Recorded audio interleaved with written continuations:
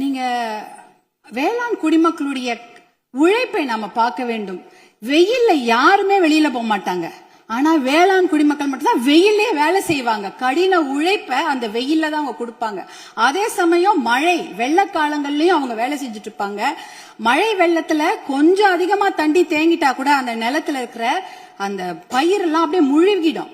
இப்பெல்லாம் போய் பயிர் முழுகிட்டா யாரும் போய் நேரடியா ஆய்வெல்லாம் செய்யறது இல்ல. ட்ரோன் அனுப்பி அந்த பயிர்ல அந்த தண்ணி நிலத்துல தேங்கி இருக்கான்னு கண்டுபிடிக்கிறாங்க. 2 நாள் கழிச்சு நீங்க ட்ரோன் அனுப்புனீங்கன்னா தண்ணியே இருக்காது, தண்ணி வடிஞ்சிரும். அப்ப அந்த ட்ரோன் என்ன சொல்லும்னா தண்ணி இல்ல, அங்க எந்த பாதிப்பும் இல்ல அப்படின்ற தகவலை கொடுக்கும். இப்படி எவ்வளவு பிரச்சனைகள். அதே அறுவடை செய்து விட்டார்கள் என்றால் பாத்தீங்கன்னா அந்த டைரக்ட் ப்ரொக்யூர்மெண்ட் சென்டர், அதாவது டிபிஆர்னு சொல்லுவாங்க, அந்த கொள்முதல் நிலையங்கள், நேரடி கொள்முதல் நிலையங்களுக்கு மூட்டை மூட்டையா அரிசி எடுத்துட்டு போவாங்க. ஆனா ஒரு கொள்முதல் நிலையங்கள்லயும் ஒரு நாளைக்கு இவ்வளவுதான் அரிசி எடுத்துக்க முடியும், இவ்வளவுதான் மூட்டை எடுத்துக்கொள்ள முடியும் என்ற அளவுகோல் இருக்கும். ஆனால் அந்த அளவுகோலுக்கு மேல ஆயிடுச்சுன்னா அந்த மூட்டையை வச்சுட்டு வெயிலையும் மழையிலையும் அங்கேயே இருக்கணும். அது என்னவானாலும் சரி, மூட்டையை அவங்க நிலத்துல இருந்து எடுத்துட்டு போயிட்டாங்கன்னா தனியார் அந்த கொள்முதல் நிலையங்கள் வாசல்லே படுத்து கிடப்பாங்க. மழை பெஞ்சிச்சுன்னா அந்த மூட்டையெல்லாம் உள்ளே முளைச்சிடும், கெட்டு போயிடும்.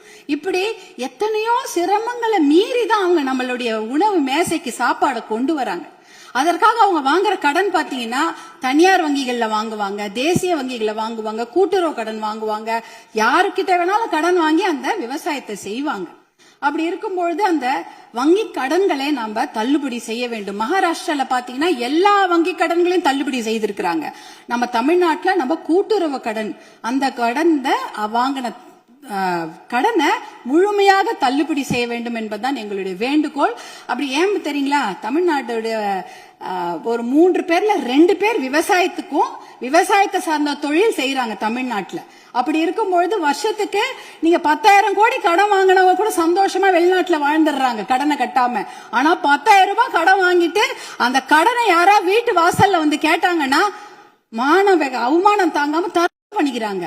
2021, 22, 23 கிட்டத்தட்ட 1968 விவசாயிகள் தமிழ்நாட்டுல பண்ணிருக்கிறாங்க. அப்படின்னா ஒரு நாளைக்கு 2 பேர், ஒரு நாளைக்கு 2 விவசாயிகள் பண்ணிருக்கிறாங்கன்றத இந்த புள்ளி விவரம் சொல்லுது. அவங்களெல்லாம் நம்ம காப்பாத்தி ஆகணும். இப்ப சூப்பர் எல்னினோ வரப்போகுது.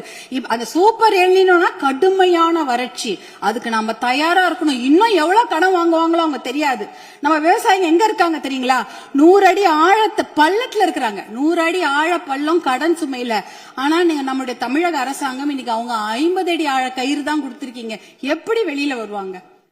50 அடி கயிறு, அவன் 100 அடி ஆழம் பள்ளத்து இருக்கிறாங்க. அந்த விவசாயிங்க எப்படி வெளில வருவாங்க? முழுமையாக கடனை தள்ளுபடி செய்தா தானே அவங்க அந்த கடன் பிரச்சனை வெளியில வந்து அவங்க அடுத்த வேலையை பார்க்க முடியும்.